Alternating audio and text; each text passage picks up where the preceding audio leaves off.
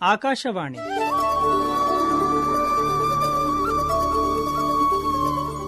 ಮನೋಚಿಂತನ, ಮಾನಸಿಕ ಆರೋಗ್ಯದ ಅರಿವಿನ ಪ್ರಾಯೋಜಿತ ಕಾರ್ಯಕ್ರಮ ಸರಣಿ.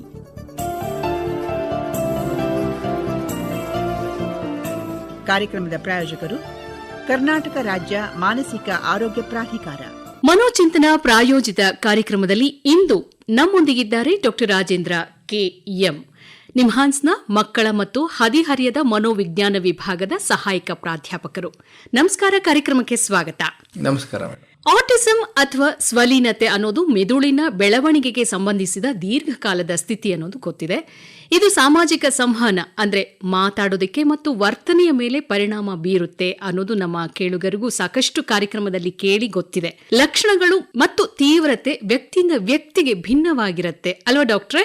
ಹೌದು ಡಾಕ್ಟ್ರೆ, ಆಟಿಸಂಗೆ ಏನ್ ಕಾರಣ ಇರ್ಬೋದು? ಜೆನೆಟಿಕ್ ಅಥವಾ ಪರಿಸರ ಕಾರಣನಾ? ಇವಾಗ ಕಾರಣ ಏನು ಅಂತ ನಾವು ತಿಳ್ಕೊಬೇಕಂತ ಹೇಳಿದ್ರೆ ಬಹಳ ಕಷ್ಟ ಅಂತ ಹೇಳ್ಬೋದು. ಏಕೆಂದರೆ ನಮ್ಮ ಹತ್ರ ಇರೋ ಒಂದು ಪರೀಕ್ಷೆಗಳು ಒಂದು 30% ಅಷ್ಟು ಜೆನೆಟಿಕ್ ಕಾರಣಗಳನ್ನ ಗುರುತಿಸಲ್ಪಟ್ಟ ಶಕ್ತಿ ಇರ್ತಿತ್ತು. ಸೊ ಇವಾಗ ಸ್ವಲ್ಪ ಇನ್ವೆಸ್ಟಿಗೇಷನ್ಗಳ ಶಕ್ತಿ ಜಾಸ್ತಿ ಆಗಿದೆ, ಬಟ್ ಆದರೆ ಎಲ್ಲ ಕಾರಣಗಳನ್ನೂ ಗುರುತಿಸೋದಲ್ಲ. ಅದರಲ್ಲಿ ಏನು ತಿಳಿದು ಬಂದಿದೆ ಅಂದರೆ ಇದು ಒಂದು ಜೀನ್ಗೆ ಸಂಬಂಧಪಟ್ಟಿರೋದಲ್ಲ, ಮಲ್ಟಿಪಲ್ ಜೀನ್ಸ್ ಅಂತ. ಈ ಮಲ್ಟಿಪಲ್ ಜೀನ್ಸ್ನ ಯಾವ ಎನ್ವಿರಾನ್ಮೆಂಟಲ್ ಫ್ಯಾಕ್ಟರ್ಸ್ ಇನ್ಫ್ಲೂಯೆನ್ಸ್ ಮಾಡುತ್ತೆ ಅಂತ ಗುರುತಿಡಿಯೋದು ಇನ್ನೂ ಕಷ್ಟ ಇದೆ. ನಿಮಗೆ ಉತ್ತರ ಏನು ಹೇಳಬೇಕು ಅಂತ ಹೇಳಿದ್ರೆ ಅದರಲ್ಲಿ ಜೆನೆಟಿಕ್ ಪಾತ್ರ ಇದೆ, ಆದರೆ ಅದು ಅಪ್ಪನಿಂದ ಬಂತು ಅಮ್ಮನಿಂದ ಬಂತು ಅಂತ ಡೌಟ್ ಪಡಬಾರ್ದು. ಭ್ರೂಣದಲ್ಲಿ ಒಂದು ಮೊಟ್ಟೆ ಮತ್ತು ಸ್ಪರ್ಮ್ ಮೀಟ್ ಮಾಡಿದಾಗ ಆಗೋ ಒಂದು ಎರರ್ಗಳದು. ಸೊ ಇದಕ್ಕೆ ಯಾರನ್ನೂ ಬ್ಲೇಮ್ ಮಾಡ್ಲಿಕ್ಕೆ ಆಗೋಲ್ಲ. ಡಾಕ್ಟ್ರೆ, ನೀವು ಹೇಳ್ತಾ ಇದ್ದೀರಾ ಜೆನೆಟಿಕ್ ಇಂದಾನೇ ಬರೋ ಅಂಥದ್ದು ಅಂತ.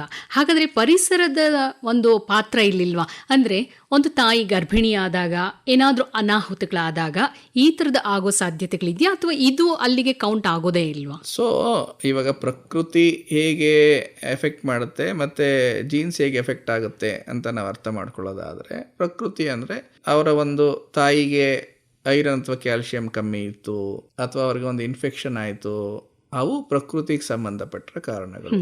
ಅದರಿಂದ ಈ ಥರ ಕಂಡೀಷನ್ ಬರುತ್ತೆ ಅಂತ ಪ್ರೂವ್ ಆಗಿಲ್ಲ. ಓಕೆ. ಸೊ ಏನು ನಾವು ಅರ್ಥ ಮಾಡ್ಕೋಬೇಕು ಅಂತ ಹೇಳಿದ್ರೆ, ಜೆನೆಟಿಕ್ ಕಾಸ್ ಸಹ ಒಂದು ಪ್ರಕೃತಿಯ ನಿಯಮದಲ್ಲಿ ಬದಲಾವಣೆ ಆಗುತ್ತೆ, ಅದಕ್ಕೆ ತಂದೆ ತಾಯಿ ಕಾರಣರಲ್ಲ ಅಂತ ಅರ್ಥ ಮಾಡ್ಕೋಬೇಕಾಗತ್ತೆ. ಒಟ್ನಲ್ಲಿ ಯಾರನ್ನೂ ಬ್ಲೇಮ್ ಮಾಡೋದಕ್ಕಾಗೋದಿಲ್ಲ, ಅದನ್ನ ಹೇಗೆ ನಿಭಾಯಿಸಬೇಕು ಅನ್ನೋದನ್ನ ಕಲ್ತ್ಕೋಬೇಕಾಗತ್ತೆ. 100%. ಡಾಕ್ಟ್ರೆ, ಇವರ ಮಾನಸಿಕ ಸ್ಥಿತಿ ಹೇಗಿರತ್ತೆ? ಯಾಕಂದ್ರೆ ಸಮಾಜದಲ್ಲಿ ಆಟಿಸಂ ಬಗ್ಗೆ ಇರುವಂತಹ ಏನು ತಪ್ಪು ಕಲ್ಪನೆಗಳನ್ನ ನೀವು ಡಾಕ್ಟರ್ ಆಗಿ ನೋಡ್ತಾ ಇದ್ದೀರಾ? ಆಟಿಸಂ ಮಕ್ಕಳಿಗೆ ಯಾವುದೇ ರೀತಿಯ ಚಿಂತೆ ಇರಲ್ಲ, ಅವರು ಸಂತೋಷವಾಗಿರ್ತಾರೆ. ಬಟ್ ಆದರೆ ಇವಾಗ ತಂದೆ ತಾಯಿ ಅಂತ ಹೇಳಿದಾಗ, ಮೊದಲಾದರೆ ಒಂದು 10 ಮಕ್ಕಳು ಇರೋರು, ಇಬ್ಬರಿಗೆ ಸ್ವಲ್ಪ ಕಷ್ಟ ಇದ್ರೂ 8 ಜನ ನೋಡ್ಕೊಳ್ಳೋಕೆ ಸೈಮ್ ಆಗ್ತಿರ್ಲಿಲ್ಲ. ಇವಾಗ ನಾವು 2 ಮಕ್ಕಳಿಗೆ ನಮ್ಮ ಜೀವನನ ಮುಡುಪಾಗಿಡ್ತೀವಿ, ಅದಕ್ಕೆ ಅಂತಲೇ ಕೆಲಸ ಎಲ್ಲನೂ ಕಾರ್ಯಗಳನ್ನ ಮಾಡ್ತಾ ಇರ್ತೀವಿ. ಸೊ ಅಂಥ ಟೈಮಲ್ಲಿ ಒಂದು ಮಗುಗೆ ಸ್ವಲ್ಪ ನ್ಯೂನ್ಯತೆ ಅಥವಾ ಕಷ್ಟಗಳಿದ್ದಾಗ ಯಾವುದೇ ತಂದೆ ತಾಯಿಗಾದರೂ ಎಕ್ಸೆಪ್ಟ್ ಮಾಡೋದು ಕಷ್ಟ. ಅದರಲ್ಲಿ ತಂದೆಗೆ ಸ್ವಲ್ಪ ಎಕ್ಸೆಪ್ಟ್ ಮಾಡೋದು to some extent possible, but ತಾಯಿಗೆ ಇನ್ನೂ ಕಷ್ಟ. ಯಾಕೆ ಅಂತ ಹೇಳಿದ್ರೆ 9 ತಿಂಗಳು ಆ ದೇಹ ಅವರೊಳಗಡೆ ಇರುತ್ತೆ. ಮೇಯ್ನ್ ಆಗಿ ಅವ್ರಿಗೆ ಅಕ್ಸೆಪ್ಟೆನ್ಸಲ್ಲಿ ತೊಂದರೆ ಬರುತ್ತೆ. ನನ್ನ ಮಗುಗೆ ಹಿಂಗಾಯಿತು, ಯಾಕಾಯಿತು ಅಂತ. ಅದು ಯಾಕಾಯಿತು ಅಂತ ಹೇಳಿದಾಗ ಅವ್ರು MBBS ಮಾಡಿರಲ್ಲ, ಇಲ್ಲ ದೇವರಲ್ಲಿ ಕಾರಣ ಹುಡುಕಬೇಕು, ಇಲ್ಲ ಅವರಲ್ಲಿ ಹುಡುಕಬೇಕು. ಸೊ ಸಮಾಜನೂ ಹೆಂಗಸರಲ್ಲೇ ಕಾರಣ ಹುಡುಕೋದು, ಜೊತೆಗೆ ಅವರು ಸಹ ಮೋಸ್ಟ್ಲಿ ಆ ಕಾರಣದಿಂದನೇ ನನ್ನಲ್ಲೇ ಏನೋ ತಪ್ಪಿರ್ಬೋದು ಅಂತ ಯೋಚನೆ ಮಾಡ್ತಾರೆ. ಸೊ ಅದು ಒಂದಷ್ಟು ಜನನ ದುಃಖಕ್ಕೂ ಕಳಿಸುತ್ತೆ. ಸೊ ಅದು ತಪ್ಪು. ಎರಡನೇದು, ನನ್ನ ಮಗುಗೆ ಏನಾಗುತ್ತೆ ಫ್ಯೂಚರ್ ಅನ್ನೋ ಚಿಂತೆಯಲ್ಲಿ ಮುಳುಗ್ಬಿಡ್ತಾರೆ. ಸೊ ಅದು ಸಹ ದುಃಖ ಬರುತ್ತೆ. ಒಂದು ಗಿಲ್ಟ್ ಫೀಲಿಂಗು, ನಾನೇನೋ ಮಿಸ್ಟೇಕ್ ಮಾಡಿದ್ದೀನಿ ಅಂತ. ಒಂದು ಫ್ಯೂಚರ್ ಬಗ್ಗೆ ಭಯ, ನನ್ನ ಮಗುಗೆ ಏನಾಗುತ್ತೆ ಅಂತ. ಇವೆರಡೂ ಹೊರಗಡೆ ಬರೋದು ಕಷ್ಟ. ಅದು ಹೊರಗಡೆ ಬಂದರೆ ಎಲ್ಲ ಸುಗಮ ಆಗುತ್ತೆ. ಅದಕ್ಕೆ ಸಮುದಾಯದ ಸಹಾಯ ಮುಖ್ಯ, ಮತ್ತು ಅವರಿಗೆ ತಿಳುವಳಿಕೆ ಮುಖ್ಯ ಒಂದು ಡಾಕ್ಟರ್ ಟ್ರೀಟ್ಮೆಂಟ್ಗಿಂತ. ಡಾಕ್ಟ್ರೆ, ಈ ಕಾರ್ಯಕ್ರಮ ಕೇಳ್ತಾ ಇರೋಂಥ ಎಲ್ಲ ಶ್ರೋತೃಗಳಿಗೂ ಗೊತ್ತಾಗತ್ತೆ ಇದು ಒಂದು ತಾಯಿ ಆಗಲಿ ತಂದೆ ಆಗಲಿ ಬ್ಲೇಮ್ ಮಾಡುವಂಥದ್ದಲ್ಲ ಅಂತ. ಈಗ ನೀವು ಅದನ್ನು ಸ್ಪಷ್ಟವಾಗಿ ಹೇಳಿದ್ದೀರಾ. ಹಾಗಾಗಿ ಇನ್ನು ಮುಂದೆ ಆದ್ರೂ ಇಂಥ ಒಂದು ಸಿಚುವೇಶನಲ್ಲಿ ತಾಯಿ ಚಿಂತೆಗೆ ಈಡು ಮಾಡಿಕೊಳ್ಳೋದನ್ನ ಬಿಡಬಹುದು ಅಂತ ಅನ್ಕೊಳ್ಳೋಣ. ಇನ್ನು ಶಾಲೆಗಳಲ್ಲಿ ಮತ್ತು ಸಾರ್ವಜನಿಕ ಸ್ಥಳಗಳಲ್ಲಿ ಇಂಥ ಮಕ್ಕಳುಗಳು ಅಥವಾ ವ್ಯಕ್ತಿಗಳನ್ನು ನಾವು ನೋಡಿದಾಗ ನಾವು ಹೇಗೆ ಸ್ಪಂದಿಸಬೇಕು ಡಾಕ್ಟ್ರೆ? ನೋಡಿ, ಇವಾಗ ನಮ್ಮ ಮನಸ್ಸು ಮೆದುಳು ಏನೇ ನೋಡಿದ್ರು ಅದರಲ್ಲಿ ಏನು ಸೇಮ್ ಇದೆ ಅಂತ ನೋಡಲಿಕ್ಕೆ ಕಷ್ಟ. ಒಂದು ಉದಾಹರಣೆಗೆ ಕಿತ್ತಳೆ ಹಣ್ಣು ಮತ್ತು ಆ್ಯಪಲ್ ನೋಡಿದ್ರೆ ನಮಗೆ ಅದು ಹುಳಿ, ಇದು ಸಿಹಿ, ಅದು ಕೆಂಪು, ಇದು ಆರೆಂಜ್ ಅಂತ ಕಾಣಿಸುತ್ತೆ. ಬಟ್ ಆದರೆ ಒಳಗಡೆ ಇರೋದು ಒಂದೇ ಕೆಮಿಕಲ್ಗಳು. ಎರಡೂ ಕೆಮಿಕಲ್ ನಮ್ಮ ದೇಹಕ್ಕೆ ಬೇಕು ಅಂತ ಯೋಚನೆ ಮಾಡಲಿಕ್ಕೆ ಆಗೋದಿಲ್ಲ. ಅದೇ ಥರ ನಾವು ಒಂದು ಸ್ವಲ್ಪ ವಿಭಿನ್ನವಾಗಿರೋ ವ್ಯಕ್ತಿ ಅಥವಾ ವರ್ತನೆಗಳು ನೋಡಿದಾಗ ನಾವು ಸ್ಪಂದಿಸೋದ್ರಲ್ಲಿ ನಾವು ಜಡ್ಜ್ ಮಾಡೋದು ಜಾಸ್ತಿ, ಅರ್ಥ ಮಾಡ್ಕೊಳ್ಳೋಕ್ಕಿಂತ. ಅಂಥ ಭಾವನೆ ಅದು ಇನ್ನೇಟಾಗಿ ನಮ್ಮ ದೇಹದಲ್ಲಿ, ನಮ್ಮ ಬ್ರೈನ್ಗೆ ರೂಢಿ ಆಗಿಬಿಟ್ಟಿರುತ್ತೆ. ಎರಡನೇದು ಅದ್ರ ಬಗ್ಗೆ ತಿಳುವಳಿಕೆ ಇರೋದಿಲ್ಲ. ಮೂರನೇದು ತಾಳ್ಮೆ ಇರೋದಿಲ್ಲ. ಅಂತ ಹೇಳಿದ್ರೆ ಯಾವುದೋ ಒಂದು ಮಗು ಸ್ವಲ್ಪ ಅಬ್ನಾರ್ಮಲ್ ಆಗಿ ಮಾತಾಡ್ತಿದ್ದಾರೆ ಅಂತ, ಸೊ ಅದು ಅಬ್ನಾರ್ಮಲ್ ನಮಗೆ, ಬಟ್ ಅವ್ರಿಗೆ ನಾರ್ಮಲ್ ಅಂತ ನಮಗೆ ಗೊತ್ತಿಲ್ವಲ್ಲ, ಅದು problem. So even United nation ಸಹ ಹೇಳುತ್ತೆ ಇದು ಒಂದು ಡೆವಲಪ್ಮೆಂಟಲ್ ಕಂಡೀಷನ್ನು, ಇದ್ರ ಬಗ್ಗೆ ಅವೇರ್ನೆಸ್ ಕ್ರಿಯೇಟ್ ಮಾಡಬೇಕು, ಇವ್ರಿಗೆ ಈಕ್ವಲ್ ರೈಟ್ಸ್ ಕೊಡಬೇಕು ಅಂತ. ಸೊ ನಾವೆಲ್ಲ ತಿಳಿದಿರೋರು ಸ್ಟೇಜ್ ಮೇಲೆ ಹಿಂಗೆ ಮಾತಾಡ್ತೀವಿ ಈಕ್ವಲ್ ರೈಟ್ಸ್ ಅಂತ, ಬಟ್ ರಿಯಾಲಿಟಿಲಿ ಬಂದಾಗ ಜಡ್ಜ್ ಮಾಡೋದು ಜಾಸ್ತಿ. ಸೊ ಸಮಾಜದಲ್ಲಿ ನಾವು ಯಾರನ್ನೂ ಸಹ ಇವರನ್ನೇ ಆಟಿಸಮ್ ಮಕ್ಕಳನ್ನೇ ಅಂತಲ್ಲ, ಕೀಳಾಗಿ ನೋಡೋದನ್ನು ಬಿಡಬೇಕಾಗತ್ತೆ. ಅವ್ರೇನಾದ್ರು ಒಂದು ನಡವಳಿಕೆ ಇದೆ ಅಂತ ಹೇಳಿದ್ರೆ ಅದರಿಂದ ಕಾರಣ ಹುಡುಕಬೇಕಾಗತ್ತೆ. ಅದ್ರ ಬದಲು ಅದನ್ನು ಜಡ್ಜ್ಮೆಂಟ್ ಪಾಸ್ ಮಾಡೋದು ಬಹಳ ಸಮಾಜಕ್ಕೆ ಒಳ್ಳೆಯ ವಿಷಯ ಅಲ್ಲ. ಅದರಿಂದ ಎಲ್ಲರೂ ಮೇಲೆ ಹೇಳಬೇಕಾಗಿರೋ ಪರಿಸ್ಥಿತಿ ಇದೆ. ಹೇಳೋದ್ರಿಂದ ಅಂಥ ಫ್ಯಾಮಿಲಿಗಳಿಗೆ ಮತ್ತು ಸಮಾಜಕ್ಕೆ ಒಂದು ಒಳ್ಳೆ ನಿದರ್ಶನ ಆಗ್ಬೋದು. ಡಾಕ್ಟ್ರೆ, ಈಗ ನಾವು ಇಷ್ಟೆಲ್ಲ ಮಾತಾಡುವಾಗ ಆಟಿಸಮ್ಗೆ ಏನು ಚಿಕಿತ್ಸೆಗಳಿದೆ, ಹಾಗೆ ಇಂಥ ಮಕ್ಕಳ ತಂದೆ ತಾಯಿಗಳು ತಜ್ಞರ ಸಲಹೆಯನ್ನು ಪಡ್ಕೋಬೇಕು ಅನ್ನೋದಾದರೆ ಎಲ್ಲಿ ಪಡ್ಕೊಳ್ಬೇಕಾಗತ್ತೆ? ಸೊ 2 ಪ್ರಶ್ನೆಗಳನ್ನ ಕೇಳಿದ್ರಿ. ಅವರು ಎಲ್ಲಿ ಸಲಹೆ ಪಡಬೇಕು ಮತ್ತು ಏನು ಚಿಕಿತ್ಸೆಗಳಿದೆ ಅಂತ. ಸೊ ಈ ಆಟಿಸಮ್ ಅನ್ನೋದು ಒಂದು ಬೆಳವಣಿಗೆಯ ತೊಂದರೆ ಆಗಿರೋದಿಲ್ಲ. ಅದರಲ್ಲಿ 3 ತೊಂದರೆಗಳಿರುತ್ತೆ. ಒಂದನೇದು ಸಮಾಜದಲ್ಲಿ ಆಸಕ್ತಿ ಕಮ್ಮಿ ಮತ್ತು ಅವರ ಪ್ರಪಂಚದಲ್ಲಿ ಅವರು ಇರೋದು, ಇದು ಮಾತ್ರ ಆಟಿಸಮ್. ಇದು ಸ್ವಲ್ಪ ಪ್ರಮಾಣದಲ್ಲಿರ್ಬೋದು, ಮೀಡಿಯಂ ಪ್ರಮಾಣದಲ್ಲಿರ್ಬೋದು, ತೀವ್ರ ಪ್ರಮಾಣದಲ್ಲಿರ್ಬೋದು. ನಾವು ಟ್ರೈನಿಂಗ್ ಕೊಡ್ತಾ ಹೋದರೆ ತೀವ್ರದವರು ಮಧ್ಯಮ ಪ್ರಮಾಣಕ್ಕೆ ಬರ್ತಾರೆ, ಟ್ರೈನಿಂಗ್ ಕೊಡ್ತಾ ಹೋದರೆ ಮಧ್ಯಮದವರು ಸ್ವಲ್ಪ ಅಲ್ಪ ಪ್ರಮಾಣಕ್ಕೆ ಬರ್ತಾರೆ. ಬೇಸಿಕಲಿ ಅವರ ಪ್ರಪಂಚಕ್ಕೆ ಅವ್ರು ಹೋಗ್ತಾ ಇರ್ತಾರೆ. ನಾವು ನಮ್ಮ ಪ್ರಪಂಚದಲ್ಲಿ ಬಂದು ಸ್ವಲ್ಪ ಆ್ಯಕ್ಟಿಂಗ್ ಮಾಡೋದು ಕಲೀರಿ ಅಂತ ನಾವು ಕಲಿಸ್ಬೇಕಾಗತ್ತೆ. ಅವರನ್ನ ಕಲಿತಾರೆ, ಬಟ್ ನಿಧಾನಕ್ಕೆ ಕಲಿತಾರೆ. ಇದು ಒಂದು ಪಾರ್ಟ್. ಆದರೆ ಎರಡನೇದು ಬುದ್ಧಿಶಕ್ತಿ. 5-10% ನಾರ್ಮಲ್ ಬುದ್ಧಿಶಕ್ತಿ ಇರುತ್ತೆ. ಇಂಥವರು ಸ್ವಲ್ಪ ಅತಿ ಹೆಚ್ಚು ಬುದ್ಧಿನೂ ಇರುತ್ತೆ. ಇಂಥವ್ರು ಸೈಂಟಿಸ್ಟ್ಗಳಾಗ್ತಾರೆ. ಯಾಕೆ ಅಂತ ಹೇಳಿದ್ರೆ ಇವ್ರಿಗೆ ಸೋಷಿಯಲ್ ಇಂಟ್ರಾಕ್ಷನ್ ಕಮ್ಮಿ ಇದ್ರೂ ಸಹ ವಿಜಿಯೋಸ್ಪೇಷಿಯಲ್ ಎಬಿಲಿಟಿ, ಕ್ರಿಯೇಟಿವಿಟಿ ಜಾಸ್ತಿ ಇರುತ್ತೆ. ಓಕೆ. ಬಟ್ ಅದೇ ಥರ ಇನ್ನೊಂದು 80-90 ಮಕ್ಕಳಲ್ಲಿ ಬುದ್ಧಿಶಕ್ತಿ ಕಮ್ಮಿ ಇರುತ್ತೆ. ಸೊ ಸ್ವಲ್ಪ ಕಮ್ಮಿ ಅಂತ ಹೇಳಿದ್ರೆ ಬೇರೆ ಮಗು 1 ವರ್ಷದ ಕಲಿಯೋದನ್ನು ಇವರು 1.5-2 ವರ್ಷದಲ್ಲಿ ಕಲಿತಾರೆ ಅಂತ. ಮೀಡಿಯಂ ಬುದ್ಧಿಶಕ್ತಿ ಕಮ್ಮಿ ಅಂದ್ರೆ ಏನು? ಬೇರೆ ಮಗು 1 ವರ್ಷದಲ್ಲಿ ಕಲಿಯೋದನ್ನು ಇವರು 2-2.5 ವರ್ಷದಲ್ಲಿ ಕಲಿತಾರೆ. ಸೊ ಇವಾಗ ಒಂದು ಯೋಚನೆ ಮಾಡಿ, ಒಂದು ಮಗುಗೆ ಬುದ್ಧಿಶಕ್ತಿ ಕಮ್ಮಿ ಇದೆ, ಜೊತೆಗೆ ಸಾಮಾಜಿಕ ಆಸಕ್ತಿ ಕಮ್ಮಿ ಇದೆ ಅಂದರೆ ಇವ್ರಿಗೆ ಹೇಳ್ಕೊಡ್ಲಿಕ್ಕೆ ಸಮಯ ಜಾಸ್ತಿ ಬೇಕು ಮತ್ತು ನಿಧಾನಕ್ಕೆ ಕಲಿತಾರೆ.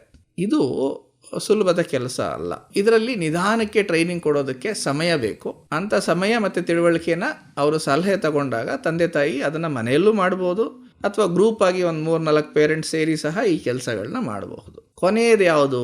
ಮಾತು, ಸ್ಪೀಚ್ ಡಿಲೇ ಅಂತ ಹೇಳ್ತೀವಿ. ಅದು ಸಹ ಇಂಥ ಮಕ್ಕಳಲ್ಲಿ ಸ್ವಲ್ಪ ಮೀಡಿಯಂ ಅಥವಾ ತೀವ್ರವಾಗಿರ್ಬೋದು. ಈ 3 ಮೇಲೆ ಅವರ ಒಂದು ಟ್ರೈನಿಂಗ್ ನೀಡ್ಸು, ಅವರ ಒಂದು ಅಡ್ಯಾಪ್ಟೇಷನ್ ಡಿಪೆಂಡ್ ಆಗುತ್ತೆ. ಸೊ ಅದ್ರ ಮೇಲೆ ಆ ಒಂದು ಯಾರು ಒಬ್ಬರು ಕ್ಲಿನಿಷಿಯನ್ ನೋಡ್ತಾರೆ, ಅವರು ಇಷ್ಟಿಷ್ಟು ಶಕ್ತಿಗಳಿದೆ, ನೀವು ಈ ವಯಸ್ಸಲ್ಲಿ ಬುದ್ಧಿಶಕ್ತಿ ಇದೆ, ಈ ವಯಸ್ಸಲ್ಲಿ ಮಾತಿನ ಶಕ್ತಿ ಇದೆ, ಇಷ್ಟು ಆಟಿಸಮ್ ಲಕ್ಷಣ ಇದೆ, ನೆಕ್ಸ್ಟ್ ಒಂದು 6 ತಿಂಗಳು ಈ ಥರ ಪ್ಲ್ಯಾನ್ ಮಾಡಿ ಅಂತ ಹೇಳ್ಕೊಡ್ಬಲ್ರು. ಓಕೆ.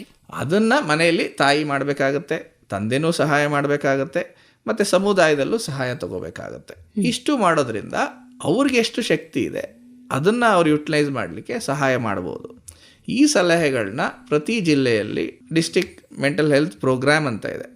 ಅದರಲ್ಲಿ ಪ್ರತಿ ಮಂಗಳವಾರ ಅವರು ತಾಲೂಕು ಹಾಸ್ಪಿಟಲ್ಗಳಲ್ಲಿ ಒಬ್ಬ ಸೈಕ್ಯಾಟ್ರಿಸ್ಟು, ಒಬ್ಬರು ಸೈಕಾಲಜಿಸ್ಟು, ಒಬ್ಬರು ಸೋಷಿಯಲ್ ವರ್ಕರು ಮತ್ತು ನರ್ಸಿಂಗ್ ಆಫೀಸರ್ ಟೀಮ್ ಹೋಗುತ್ತೆ. ಸೊ ಅವ್ರು ಎಲ್ಲೂ ಹೋಗೋದು ಬೇಕಾಗಿಲ್ಲ. ಅವ್ರ ತಾಲೂಕಲ್ಲಿ ಅವರ ಒಂದು ತಾಲೂಕಿಗೆ ಯಾವ ಮಂಗಳವಾರ ಈ ಟೀಮ್ ಬರ್ತಾರೆ ಅಂತ ಹೋಗಿ ಅವ್ರ ಮುಂದೆ ಕೂತ್ಕೊಂಡ್ರೆ ಈ ಮಗುವೆಲ್ಲ ಯಾವ್ಯಾವ ಡೊಮೈನಲ್ಲಿ ಎಷ್ಟೆಷ್ಟು ಶಕ್ತಿ ಇದೆ, ನೀವು ಇವ್ರಿಗೆ ಯಾವ ಥರ ಟ್ರೈನಿಂಗ್ ಕೊಡಬೇಕು ಅಂತ ಅವ್ರು ತಿಳಿಸಿ ಹೇಳೋದ್ರಿಂದ ಇವರು ಅದನ್ನು ಸಹಾಯ ಪಡೆಯಬಹುದು. ಹಾಂ ಡಾಕ್ಟರ್, ಈಗ ನೀವು ಹೇಳಿದ್ರಿ ಸಲಹೆಯನ್ನು ತಾಲೂಕು ಆಸ್ಪತ್ರೆಗಳಲ್ಲಿ ಪಡ್ಕೊಳ್ಬಹುದು ಅಂತ.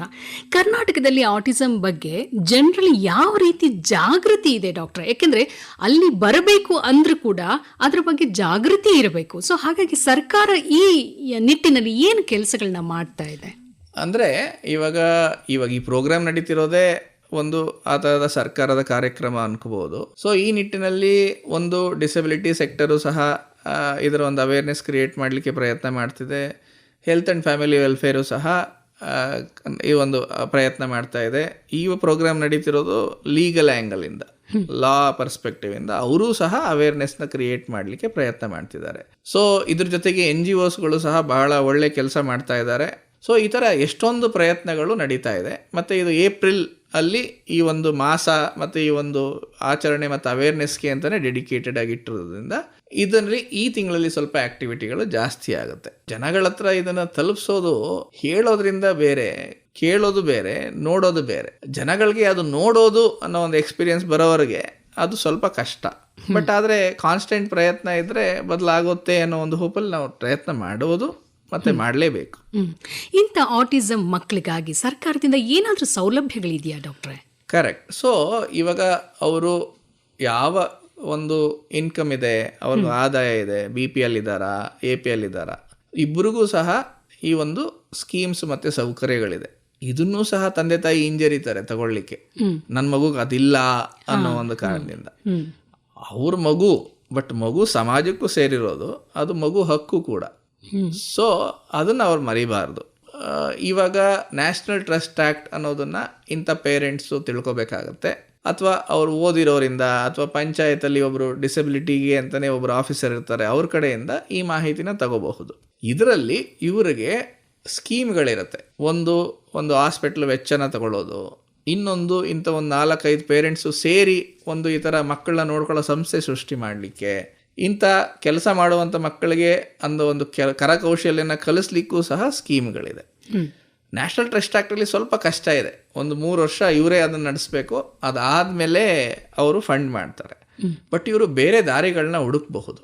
ಉದಾಹರಣೆಗೆ ಇವಾಗ ಒಂದು ಬ್ಲಾಕ್ ಅಂತ ತಗೊಳ್ಳೋಣ, ಅಲ್ಲಿ 10 ಮಕ್ಕಳಿದ್ದಾರೆ. ನಾವು ಆಟಿಸಮ್ ಅಥವಾ ಬುದ್ಧಿ ತಿಳುವಳಿಕೆ ಕಮ್ಮಿ ಮಕ್ಕಳನ್ನ ಸೆಪರೇಟ್ ಮಾಡೋದು ಬೇಕಾಗಿಲ್ಲ. ಆ 10 ಮಕ್ಕಳು ಬಡ ಪೇರೆಂಟ್ಸ್ ಇದ್ದಾರೆ. ಆ ಸಮುದಾಯದಲ್ಲಿ ಯಾರೋ ಇಬ್ಬರು ಲೀಡರ್ ಇರ್ತಾರೆ. ಅವರಿಗೆ ಅಂತ ಒಂದಷ್ಟು ಸ್ಕೀಮ್ಗಳಿರುತ್ತೆ ವೆಲ್ಫೇರ್ದು. ಅವರ ಹಿಂದುಳಿದ ವರ್ಗ ಇರ್ಬೋದು, ಹೈನುಗಾರಿಕೆ ಇರ್ಬೋದು, ಸಿರಿಕಲ್ಚರ್ ಇರ್ಬೋದು, ಏನೋ ಆ ಗುಂಪನ್ನು ಸೇರಿಕೊಂಡು ಒಂದು ಕೆಲಸ ಮಾಡ್ಲಿಕ್ಕೆ ಸ್ಟಾರ್ಟ್ ಮಾಡಿದ್ರೆ, ಅದರಲ್ಲಿ ಇಬ್ಬರು ಮಕ್ಕಳುಗಳನ್ನ ಟ್ರೈನಿಂಗ್ ತೊಗೊಂಡು ನೋಡ್ಕೊಳ್ಳಿಕ್ಕೆ ಸ್ಟಾರ್ಟ್ ಮಾಡಿದ್ರೆ, ಮನಸ್ಸಿನ ನೋವು ಮತ್ತು ಮಕ್ಕಳಿಗೆ ತೊಂದರೆ ಇದೆ, ಮತ್ತು ನಮಗೆ ದುಡಿಯೋಕ್ಕೆ ಕಷ್ಟ ಆಗ್ತಿದೆ, ಇದನ್ನೆಲ್ಲ ನಿಭಾಯಿಸಬಹುದು. ಸೊ ಸ್ಕೀಮ್ ಅಂತ ಹೇಳೋದು ನಾವು ಬರೀ ಆಟಿಸಮ್ಗೆ ಅವಲಂಬಿತ ಸ್ಕೀಮ್ನೇ ನಾವು ಹುಡುಕಬಾರ್ದು. ಅದ್ರ ಜೊತೆಗೆ ಅಂಥ ತಾಯಂದಿರನ್ನ ಹೇಗೆ ಎಂಪವರ್ ಮಾಡಬೇಕು, ಅದಕ್ಕೆ ಬೇರೆ ಏನು ಸ್ಕೀಮ್ಗಳಿದೆ ಅದನ್ನೂ ಸಹ ಅವರಿಗೆ ತಿಳಿಸ್ಕೊಟ್ಟಾಗ ಎರಡನ್ನೂ ಮಿಕ್ಸ್ ಮಾಡಿ 5-6 ಜನ ಪೇರೆಂಟ್ಸ್ ಸೇರಿದ್ರೆ ಸಮುದಾಯದಲ್ಲಿ ಅವರೇ ಸೊಲ್ಯೂಷನ್ನ ಸೃಷ್ಟಿ ಮಾಡ್ಬೋದು. ಖಂಡಿತವಾಗ್ಲೂ ಡಾಕ್ಟ್ರೆ. ಇನ್ನು ಇಂಥ ಆಟಿಸಮ್ ಮಕ್ಕಳ ಪೋಷಕರಿಗೆ ವಿಶೇಷವಾಗಿ ಈ ಕಾರ್ಯಕ್ರಮದ ಮೂಲಕ ಏನಾದರೂ ಸಂದೇಶವನ್ನು ಕೊಡಲಿಕ್ಕೆ ಇಷ್ಟಪಡ್ತೀರಾ?